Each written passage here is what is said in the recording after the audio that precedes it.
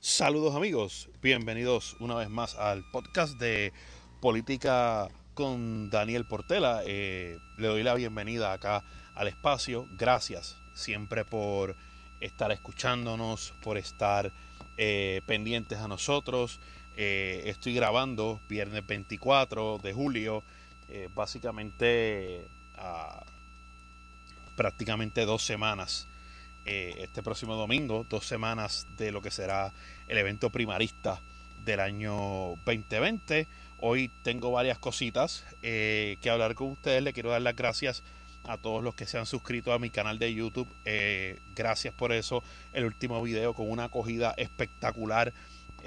Además de que la gente que lo escucha, ¿verdad? A través de las diferentes plataformas de podcast, ¿verdad? Anchor, que es donde grabo.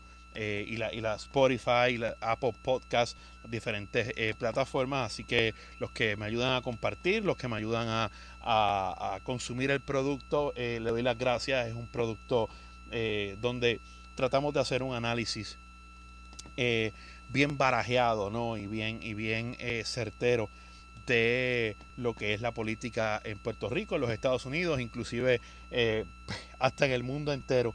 Hemos llegado a analizar y vamos a analizar próximamente.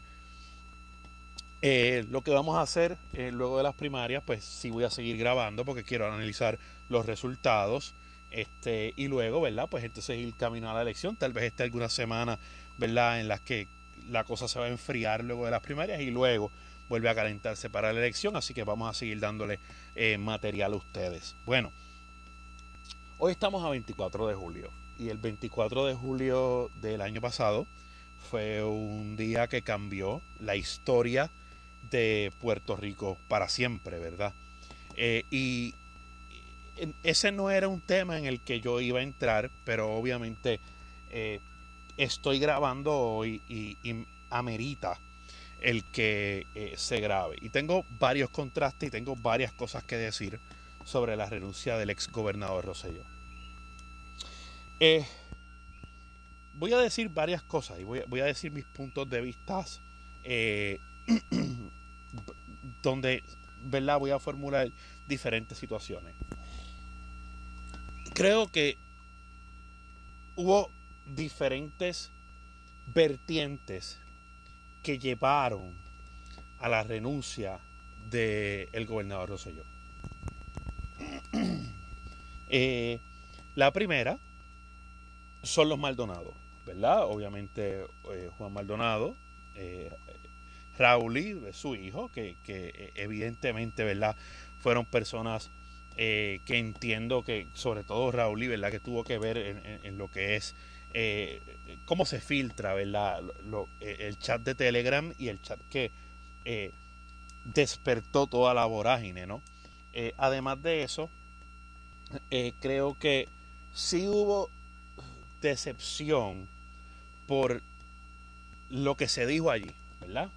Creo que la administración Rosselló había sido una que desde Fortaleza había enviado distintos mensajes, ¿verdad? Mensajes de igualdad, mensajes de aceptación. Inclusive creo que el gobernador Rosselló hizo todo lo que estuvo al alcance en el país luego del huracán María. Y inclusive el gobernador, eso fue en julio, y en marzo del 2019 él había lanzado su candidatura a la reelección. O sea y había recaudado bastante dinero. O sea que veíamos a un gobernador que básicamente iba camino a buscar la reelección y muy posiblemente a conseguirla. El manejo de los fondos federales, todo lo que venía, ¿verdad? Yo creo que era algo que le comenzaba a beneficiar. Había habido, luego de varios años, crecimiento económico, distintas situaciones, ¿verdad? Que creo que lo ayudaban. El proyecto de Abriendo Camino, donde se estaban asfaltando carreteras, inclusive aún usted ve los rótulos por ahí. carreteras que hacía tiempo no se asfaltaban, distintos programas, ¿verdad? Que yo creo que habían beneficiado a la administración, y hasta ese momento no habían habido escándalos mayores. A la salida del chat de Telegram, donde le da al pueblo otra cara, ¿verdad? Donde la gente entiende que el gobernador y sus personas cercanas, pues básicamente estaban haciendo chistes, estaban mofándose, estaban haciendo comentarios, ¿verdad? Que no cayeron bien. Eso se sumó a, ¿verdad? A lo de Julia Keller, que se había comentado igual a otras personas, ¿verdad? Y eso creó un estallido, ¿verdad? Me parece que yo también lo tengo que decir, me parece que también fue moda. O sea, yo creo que el verano del 2019 fue este momento en que no solamente se peleó o no solamente era ante la administración Rosselló, creo que era un movimiento anti el sistema. Y uno de los factores, creo que el factor principal que hizo el que el gobernador renunciara fue que el gobernador, yo creo que ciertos líderes del Partido Nuevo Progresista sintieron que el fuego era demasiado y no crearon una barrera. Y voy a explicarlo desde el 2008. En el 2008, Aníbal Acevedo Vilá es acusado de 24 cargos, ¿verdad? Por el FBI. Y Aníbal hace una asamblea en el Coliseo de Puerto Rico. Y mucha gente pensaba que en esa asamblea el partido, los líderes del partido, iban a pedirle a Aníbal que se echara a un lado para que el partido tuviera oportunidades en la elección. Y Aníbal ese día, habilidosamente, porque aunque administrativamente Aníbal no haya sido el mejor gobernador, sí Aníbal ha sido un tipo que ha demostrado a través de su trayectoria que sabe jugarse cartas políticas. Y en el 2008 se supo jugar esa carta política. Primero, en el 2004 llama a un voto de los independentistas y le sale, gana la gobernación gracias a esos votos. Y en el 2008, aunque esté acusado, pero convence al Partido Popular de que respalde su causa. En parte, y entiendo yo que Aníbal sabía que no era reelegible, pero sí sabía que si era el presidente, el candidato y el gobernador a la vez, podía recaudar fondos para su defensa. Y eso fue lo que pasó. O sea, Aníbal tenía a Thomas Green, uno de los abogados más caros de los Estados Unidos. Y ciertamente Thomas Green consiguió, ¿verdad?, que el jurado no estuviera de acuerdo y que encontraran a Aníbal no culpable. Pues en esa comparación, el gobernador Rosselló no consiguió hacer eso. No consiguió consolidar a su partido. Quizás si Jennifer González, si Tomás Rivera Chats, si Johnny Méndez, si los alcaldes importantes del partido, como Ramón Luis Rivera, como otros alcaldes, ¿verdad?, fuertes del Partido Nuevo Progresista, y otro liderato, ¿verdad? Lideratos como, a pesar de personas que no estaban, pero lideratos como el de Jorge Santini, como el de Carlos Romero Barceló, otros líderes, ¿verdad?, comenzaran a hacer expresiones y hacer frente común, porque déjenme decirle una cosa, sí había gente dentro del Partido Nuevo Progresista, militantes, que no querían que el gobernador renunciara, y que inclusive hoy en día tú lo lees en las redes diciendo que no debió haber renunciado y que el partido estuviese en mejor posición, o el partido o el gobierno estuviese en mejor posición si Rosselló no hubiera renunciado hoy en día. Inclusive hay gente que ha manifestado dentro del PNP que se arrepienten, o sea, que hicieron frente común y hoy en día están arrepentidos. Pero ciertamente hay un ala del país donde, y creo que si en esta elección el PNP no prevalece, esto yo lo había explicado antes en un podcast, creo que en gran medida va a ser a que el movimiento estadista, no voy a llamar el PNP, el movimiento estadista en Puerto Rico ha crecido, fue creciendo, pero también fue poniéndose polarizante. Y los sectores más liberales, los sectores antisistema tal vez, se tiraron a la calle. Y en esa vorágine de situaciones, mucho estadista, mucha persona entendió que el reclamo de esas personas era válido y se hizo frente común. Gente, no hay, ¿sabe? Usted tenga por seguro que en esa enorme marcha que se hizo 2-3 días antes de la renuncia del gobernador, ahí habían montones de estadistas, montones de estadistas, montones de PNP, inclusive gente que había votado por el exgobernador. Pero el movimiento era un movimiento que además de repudiar el chat, que además de repudiar los arrestos, repudiaba la manera en la que se venía gobernando el país por años, repudiaba cierto tipo de decisiones del gobierno, repudiaba el tener un gobierno estadista en el poder, repudiaba ciertamente algunas decisiones del sistema, y entonces todo eso se unió y creó una vorágine, ¿verdad? Inclusive usted ve que la vorágine baja porque una vez el gobernador renuncia, había cierta gente que decía, bueno, brincando el periodo en el que Pierluisi estuvo, y entonces el tribunal dice que al no ser confirmado por el Senado, pues entonces pues no puede continuar. Pero en ese periodo los ánimos bajaron. Inclusive la gente decía, no queremos que nos gobierne, ¿verdad? Y eran expresiones que hacían diferentes comentaristas y diferentes personas que estaban de frente en la línea de fuego. Decían que no nos gobierne Ricky, queremos que renuncie, pero tampoco queremos que nos gobierne Wanda, porque sabían que era la que venía en la línea de sucesión. Y una vez Wanda llega a Fortaleza, pues ciertamente no hubo el empuje. Inclusive este año, cuando han comenzado a salir otras cosas, aunque estamos en medio del COVID, pero tampoco ha habido el empuje. O sea que realmente una vez el gobernador renuncia, pues el movimiento cae, cede. Otra parte importante es la unión artística, ¿verdad? Donde pues vinieron a Puerto Rico, ¿verdad?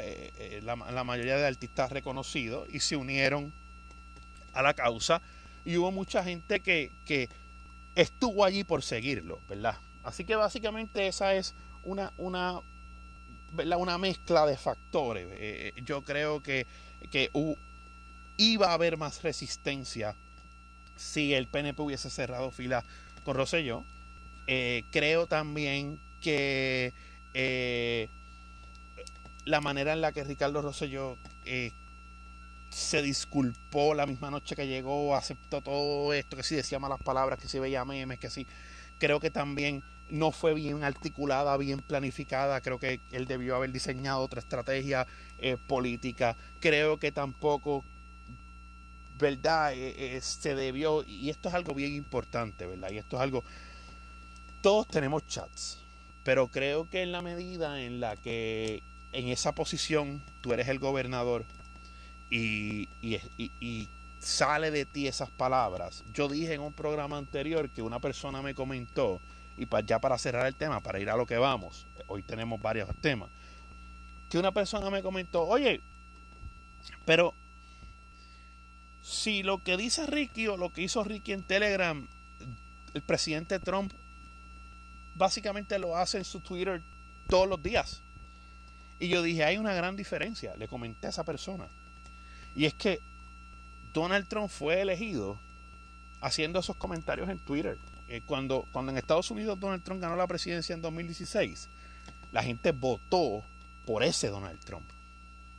La gente eligió a ese Donald Trump. En el caso de Ricardo Rosselló, el Ricardo Rosselló de Telegram no era el que se había postulado en el 2016 y no era el que había proyectado estar en Fortaleza, ¿verdad? Donde se proyectó un gobierno sensible, donde se proyectó un gobierno de igualdad, donde se prometió un gobierno inclusive, tengo que decirlo, hasta un poco, y es irónico, miren esto, porque el gobierno de Ricardo Rosselló fue inclusive hasta más liberal de lo que tradicionalmente son los gobiernos PNP en Puerto Rico. Y es irónico pensar que tal vez el gobierno, usted compara lo liberal o algunas medidas de la administración de su padre o algunas medidas de la administración Luis Fortuño y las compara y usted dice, wow, el gobierno Rosselló fue mucho más liberal. Sin embargo, es el gobierno en el que el sector liberal más duro le dio. O sea, y eso es algo que es irónico. Cerrando ese tema, ¿verdad? Y ya habiendo pasado un año de esto, y entiendo que, ¿verdad? Pues esto quedará plasmado siempre para nuestra historia, ¿verdad? Y habrá que ver cómo con el paso del tiempo, con el paso de los años, con el paso de las generaciones, ¿verdad? Ricardo Rosselló, su esposa, son personas jóvenes, ¿verdad? Habrá que ver si intenten, yo dudo que intenten regresar a la vida política, pero creo que sí pudiéramos tener luego más exposiciones. De hecho, Rosselló pues estuvo haciendo sus exposiciones durante la pandemia, sobre la pandemia. Y déjenme decirles algo. El gobierno, las redes de Ricardo y de Beatriz, en lo poquito tiempo que se han movido, Beatriz los otros días hizo un saludo, se han movido espectacularmente. O sea, Beatriz creo que estuvo 5 o 6 minutos live hace 2 o 3 días y alcanzó los 3,000 views de la nada y habían como 700 y pico de comentarios. O sea que hay un sector del PNP que yo creo que sienten simpatía, ¿verdad? Por el exgobernador. Y eso es algo que no se puede negar. Recuerden que el sector PNP es la base política más grande en Puerto Rico. Bueno, vamos a otros temas. Estuve viendo de DJES Consulting Group una encuesta. Y esta encuesta me gustó porque trae temas sociales. Y los voy a discutir con ustedes, ¿verdad? Temas que atan el electorado y le hacen preguntas de índole social. Yo no las cogí todas, cogí las que entendía que eran más interesantes para discutir con ustedes. Y luego de eso voy a hablar sobre la participación primarista y lo que yo entiendo que deben de ser números reales de participación en ambas primarias, en la del Partido Popular y la del Partido Nuevo Progresista. Y vamos a hablar un poco de historia ahí. Esta data encuesta a 1,000 personas del Partido Popular, a 1,000 personas del Partido Nuevo Progresista, a 50 personas del PIB y a 200 personas de otros partidos o de otras denominaciones. En ese universo, que ese es el universo en el que la encuesta está basada, hay 44 personas que son hombres y 56 personas que son mujeres, ¿verdad? Que se identifican con el género femenino. En la clase trabajadora hay un 64% que está trabajando y hay un 36% que no. Recuerden, esto es una muestra de 1,000 personas populares, 1,000 personas PNP, 50 del PIB y 200 de otros. Básicamente unos 2,250 encuestados. Pues de esos 2,250 encuestados, el 69% tiene empleo, el 36% no. Del 69% que tiene empleo, el 38% está en el sector público, el 62% está en el sector privado.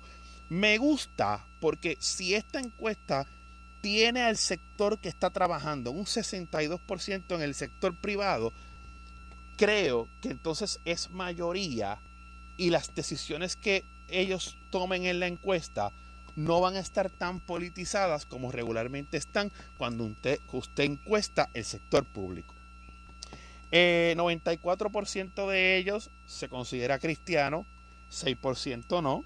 ¿verdad? En el área de la religión, dentro del 94% de cristianos, hay un 42% que se considera católico, hay un 58% que se considera protestante, ¿verdad?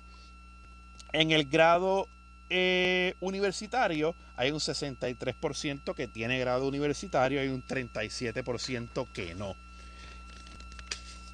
Hay un 47% que apoya la implementación de escuelas charters en Puerto Rico, hay un 33% que no y hay un 20% que no sabe. Ahora vamos a comenzar a hacer preguntas sociales donde va a aparecer un sí, un no y un no sabe.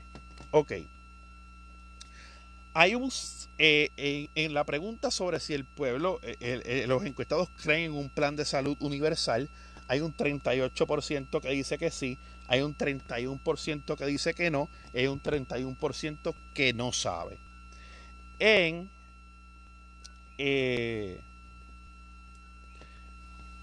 A favor, o sea, las personas que están a favor o en contra del plebiscito estadidad sí o no. Hay un 66% que está a favor del plebiscito estadidad sí o no, hay un 24% que no está a favor y hay un 10% que no sabe. Sobre la privatización de la Autoridad de Energía Eléctrica, este está bien interesante. El 71% opina que sí, que debe haber algún tipo de privatización. Un 9% dice que no y un 20% no sabe. La limitación de los términos a cargos públicos en Puerto Rico. Miren qué interesante. El 68% de los encuestados dice que está a favor de que exista algún tipo de limitación de términos en los escaños públicos. Hay un 27% que dice que no y hay un 5% que no sabe. Sobre la ampliación de los derechos a la comunidad LGBTQ, hay un 43% que está a favor sobre la ampliación de los derechos a esta comunidad, un 43% a favor, hay un 36% en contra y hay un 21% que dijo que no sabía.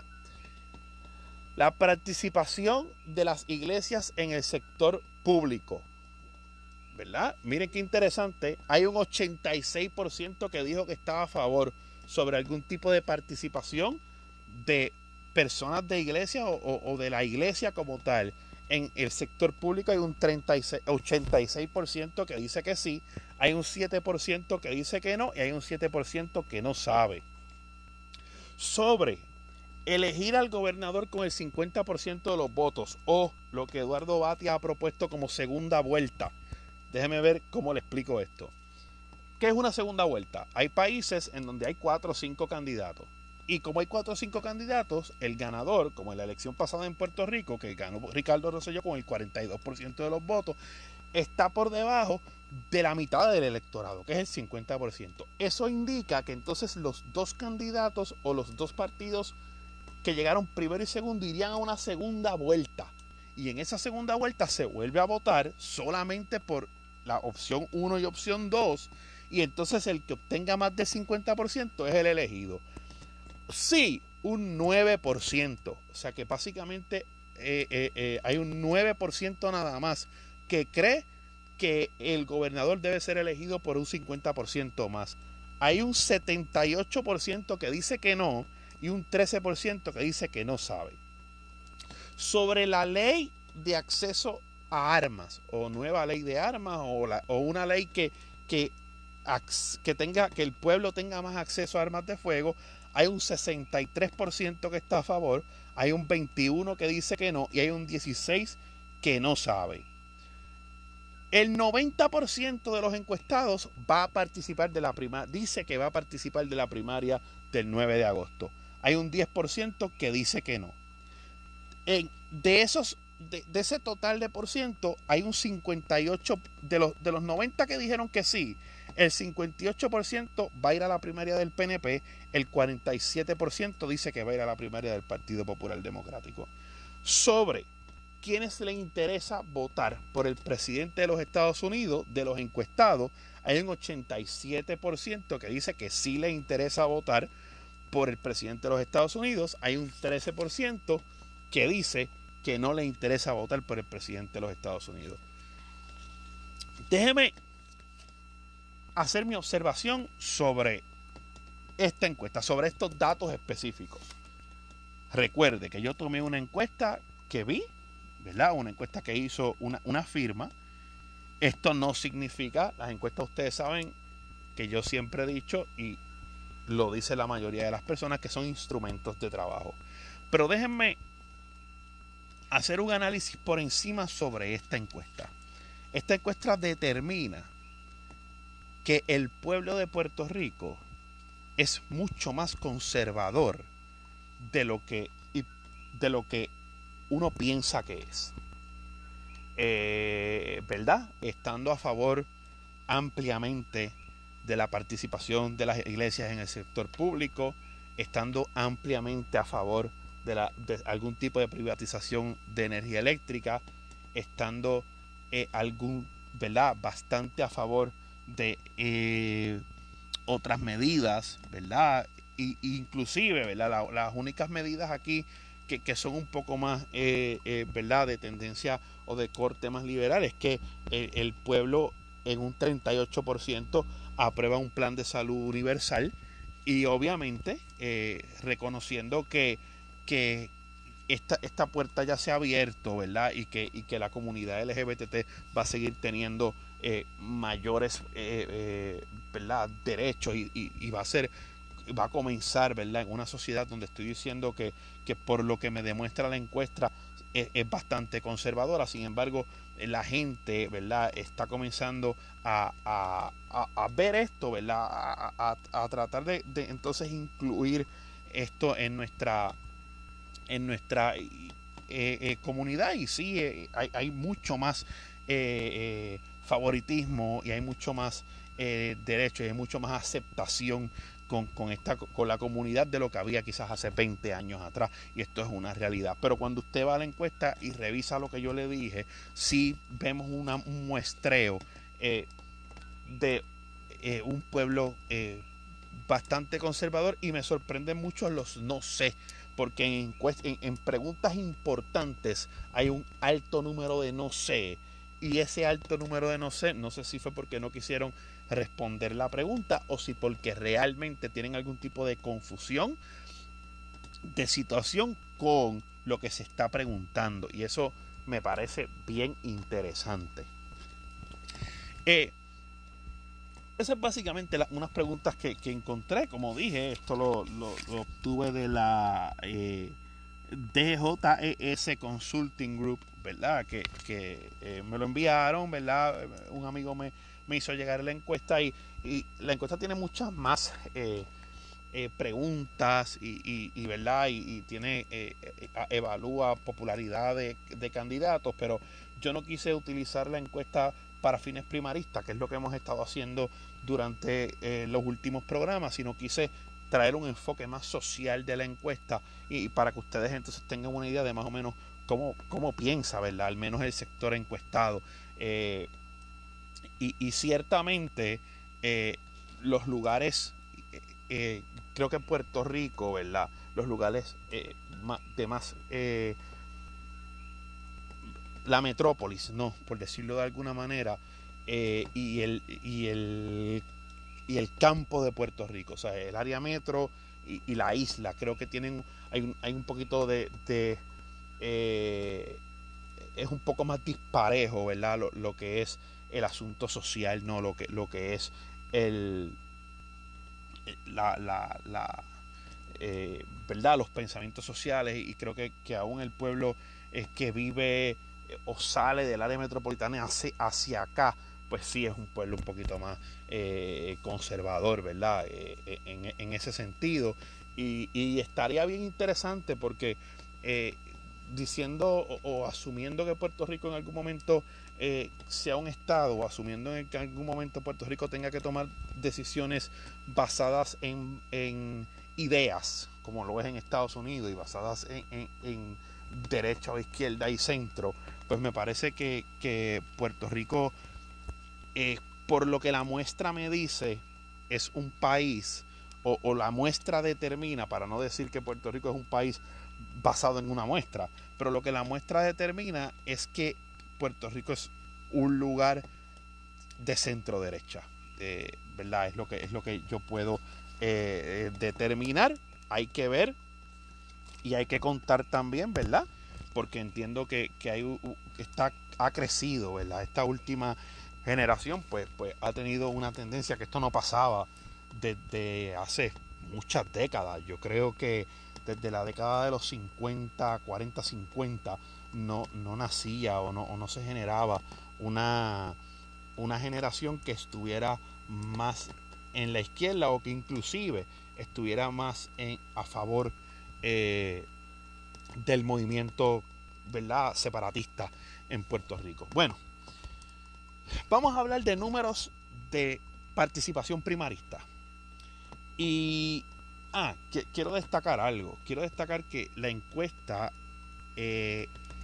fue realizada antes del COVID. O sea que a lo mejor los números, sobre todo en el de participación de primaria, pueden variar si tú haces esta encuesta hoy. Ok. Yo tomé los números de las primarias del 99 para la elección del 2000. Recuerde que las primarias en ese tiempo eran a un año de la elección. Hubo primarias en el 99 para la elección del 2000. Básicamente lo que hice la semana pasada, que utilicé las últimas 5 elecciones. Las primarias del 2003, que eran para la elección del 2004. Las primarias del 2008, donde ya esa fue en marzo, pero ya eran en año electoral. Las primarias del 2012, que también fueron en marzo. Y las primarias del 2016, que fueron en junio. Yo utilicé la participación para crear una estadística. Voy a darles este ejemplo. En el 1999, el PNP a su primaria llevó 366.783 electores. 366.783 electores llevó el PNP. La única primaria grande del PNP en ese momento era la primaria candidato a alcalde de San Juan entre Charlie Rodríguez y Jorge Santini. Donde Jorge Santini luego en el 2000 pues, se convierte en alcalde de San Juan. La primaria del Partido Popular del 99 llevó 508.673 electores. Medio millón de electores, 508.673 electores. Recuerden que esa primaria, esa primaria tenía como evento principal, y aquí es donde el Partido Popular lleva más gente, a José Alfredo Hernández Mayoral enfrentando a Aníbal Acevedo Vilá por la comisaría residente. Así que básicamente pues hay 140.000 votos más de participación del Partido Popular. Entonces vamos a la primaria del 2003, donde el PNP lleva 596.945 electores, el Partido Popular 268.762 electores. No hay primarias grandes en el Partido Popular, por eso hay una reducción de electores, pero aquí se da el que hay 596.945 electores en la del PNP, porque aquí hubo una primaria entre Pedro Rosselló y Carlos Pesquera por la candidatura a la gobernación de Puerto Rico. Ahí comenzamos a ver esto que los PNP, o esto que se ha discutido sobre el PNP, que se comienzan a dar primarias para la gobernación. Vamos al 2008. El 2008 es la participación primarista más grande en la historia de un partido, donde el PNP lleva 759.882 electores cuando se miden Luis Fortuño y Pedro Rosselló, donde Luis Fortuño sale favorecido, pero prácticamente el perdedor recibe casi 300.000 votos, o sea que fue una participación fuera de lo normal. Hay fenómeno Fortuño se nota claramente en esos 759.822 votantes. La primaria del Partido Popular, una primaria donde pues básicamente ya pues Aníbal estaba consolidado como candidato, tiene 279.789 electores. Fíjate que el Partido Popular llevó a esta menos electores de los que llevó en el 2003. O sea que bajo la incumbencia de Aníbal, el partido a su primaria, donde no hay primaria grande, donde hay primarias pues municipales para representantes, para senadores, pero bajo la administración de Aníbal se movió menos gente que bajo la administración de Sila en la primaria del 2003. Vamos a la primaria del 2012. Esta es una primaria bien interesante, porque aquí no hay primarias grandes en ninguno de los dos partidos. El PNP mueve 286.509 electores. El PNP 286.509 electores en la primaria del 2012, básicamente a 8 o 9 meses de la elección general, y el Partido Popular mueve 270.147 electores, un virtual empate. El PNP llevó como 15.000 personas más, pero pues el PNP era partido de gobierno y no habían realmente primarias grandes en ninguno de los dos partidos, ¿verdad? Ya el Partido Popular había escogido a García Padilla y a su equipo para estar en la papeleta, y pues obviamente pues el PNP iba con Fortuño a buscar la reelección. En el 2016, el Partido Nuevo Progresista lleva 472.508 electores a la primaria entre Ricardo Rosselló y Pedro Pierluisi, y el Partido Popular lleva, donde no hay primarias mayores, solamente primarias a la comisaría residente entre ¿verdad?, el fallecido Héctor Ferrer y el profesor Ángel Rosa, con 161.602 electores. Yo quiero mostrarles dos cosas antes de llevarlos a la estadística final. Voy a dar varias versiones de esto. Como ven, en ninguna de las 5 elecciones el Partido Popular ha tenido primarias a la gobernación. Este año las va a tener. Pero sí, el Partido Popular ha tenido 2 veces primarias a la comisaría residente. Y cuando en el 99 se enfrentaron Aníbal y José Alfredo, llevaron a votar 508.000 personas.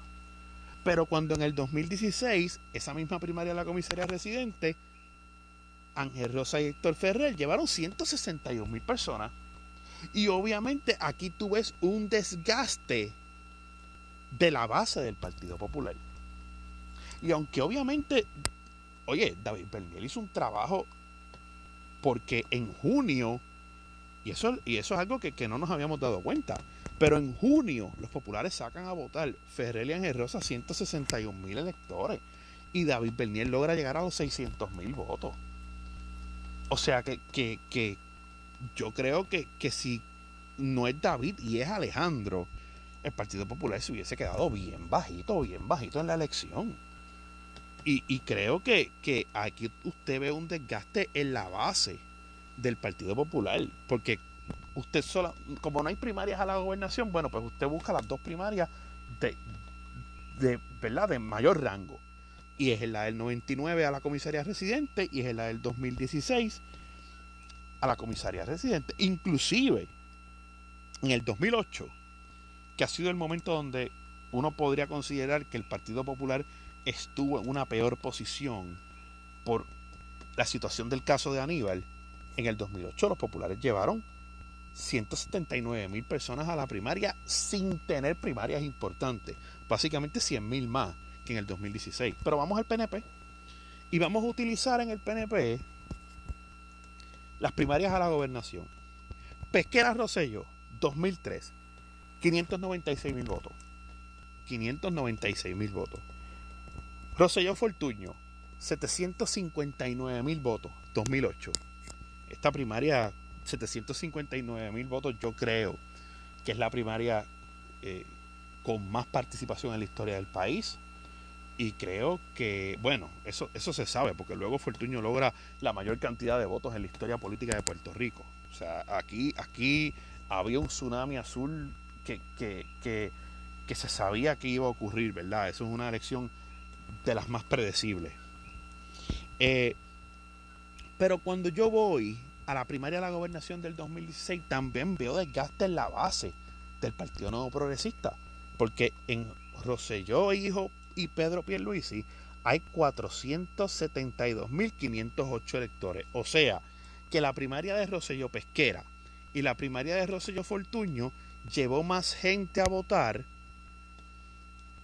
que la primaria de Rosselló Pierluisi, a pesar de que básicamente llegaron casi al 500.000 y de que entonces primaristamente Y este es el número que les voy a dar ahora, porque lo que hice fue que sumé todas las cantidades de las primarias, los dividí entre 5 y entonces tengo una estadística sobre el porciento, ¿verdad? Sobre la mediana de ambos eh, eh, de ambos partidos en primarias. El PNP tiene una estadística, tiene un promedio de 496.525 electores. Este es el promedio de participación del PNP en primaria. Y el Partido Popular tiene 297.810 electores. Sí. Es cierta la teoría que siempre se ha dicho, que la base es la que sale a votar en primaria. Pues estos son los números. El Partido Nuevo Progresista tendría una base de 496.525 electores y el Partido Popular de 297.810 electores. Básicamente el PNP con una base de 200.000 votos más. Que sabemos que no es así, porque realmente la elección siempre se da más cerrada. O sea, aquí han habido elecciones donde los 100.000 votos, ¿verdad? Ese margen de 100.000 votos se ha dado bien pocas veces.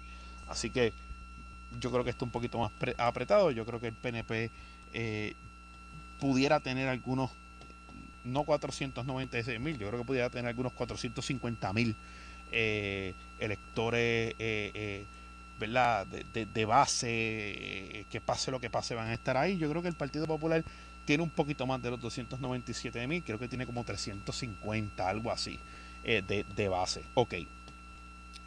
Yo les diría a ustedes que sin pandemia, sin COVID, y esta va a ser, ¿verdad?, mi estadística final, mi predicción final, ¿verdad?, sobre la participación. En este momento estamos hablando de participación. Sin COVID, me parece que el PNP podía llevar 450.000 personas a votar. Tal vez un poquito menos de las 472 que llevaron en el 2016, 450.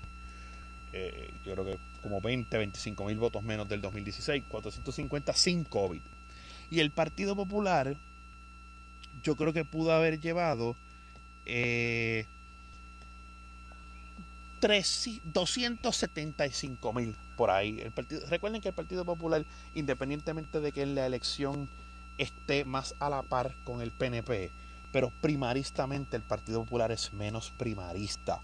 Y ustedes lo han visto, la contienda del Partido Popular ha sido mucho más leve y soft que la del PNP. O sea, y eso, mucha gente dice, y es algo que es una balanza. Mucha gente dice, el Partido Popular es más fácil para unir después de la primaria porque los candidatos no han tenido la tiraera, no ha salido la guerra de poder que ha salido en la primaria en el PNP. Sí, es cierto, pero a la vez, mientras más caliente se da la primaria, más gente llevas a votar. Mientras más fría se da la primaria, menos gente llevas a votar. Y entonces, obviamente, es más fácil, independientemente de que ganes o pierdas, estar caliente esta vez a 90 días de las elecciones, a estar frío. Y es por eso de que hay dos vertientes. El Partido Popular puede salir ganando en el hecho de que su primaria está menos caldeada. El PNP, en cuanto a eso, tiene menos tiempo para aglutinar a sus huestes, pero en cuestiones de tener la cosa caliente y de participación, a la primaria PNP estar más caliente, va a llevar más gente a votar que la primaria del Partido Popular, que es un poco más suave. Esa es mi conclusión. ¿Qué finalmente yo pienso que va a pasar? Pues mira, yo pienso que en la primaria de el PNP, ya dije que la participación hubiese sido sin COVID, como 450.000 en el PNP. Y sin COVID, como 275.000 en el Partido Popular. Con COVID, ¿verdad? Donde hay una gente que no va a participar, por el temor que le tienen a la pandemia. Yo veo al PNP en algunos 375,000 electores de participación. Yo había dicho que iban a tener 450 sin COVID. Creo que pueden tener de 360 a 375,000 ahora bajo nuestra nueva realidad. El Partido Popular yo lo había puesto con 275,000. Entiendo que ahora pueden tener algunos 220 a 225,000 electores. Eso es lo que entiendo que va a pasar. Y para tener primarias a la gobernación, pues obviamente usted va a ver que el factor COVID va a afectar la participación. Veo entre 350 y 375,000 la participación del PNP, y veo entre 200 y 230,000 la participación en el Partido Popular. Si esa última semana, esto es para finalizar, si la semana de la primaria los resultados del dashboard, o sea, si la orden ejecutiva, la última orden ejecutiva, que usted sabe que cada vez que hay una orden ejecutiva sobre el COVID, los resultados se ven 2 semanas después. Si el 31 de julio, la semana que viene, solo vamos a hablar la semana que viene, el disparo de COVID que ha habido en estas últimas 2 semanas disminuye, comienzan a verse menos casos, menos hospitalizaciones, las hospitalizaciones comienzan a bajar. Yo creo que ese es el número que todo el mundo está pendiente, ese es el número el que más asusta a todo el mundo, más allá de pruebas negativas o positivas, es las hospitalizaciones. Si esas bajan a partir del 31 de julio y comenzamos a tener una primera semana de agosto con casos más controlados, la gente se puede sentir un poquito más segura de salir a votar.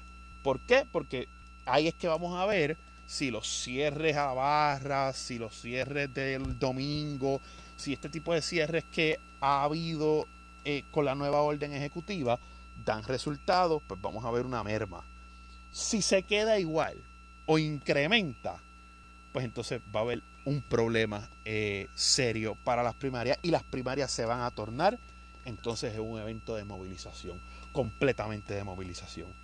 Si la gente tiene el temor a salir y si la gente se cohíbe de salir por el tema del COVID, entonces el que tenga la capacidad de ambos partidos, las personas que tengan la capacidad de tener a una gente completamente comprometida, de poder movilizar, de garantizarles seguridad, de haber pedido voto adelantado, que entiendo que el PNP está dominando, ¿verdad?, en el pedido de voto adelantado versus lo que el Partido Popular consiguió, pues entonces se va a ver pues la participación, o sea, y las ganadores, las contiendas van a depender de esto, van a depender de movilización. Así que básicamente, amigas y amigos, nos encontramos ya bien poco tiempo de lo que son las primarias. Yo entiendo que vamos a tener, me gustaría tener al menos dos programas más con ustedes antes del evento electoral, para, pues, a medida que nos vamos acercando, vamos teniendo cosas más certeras. Hoy quise traerles estos nuevos números. Compartan el video, suscríbase al canal.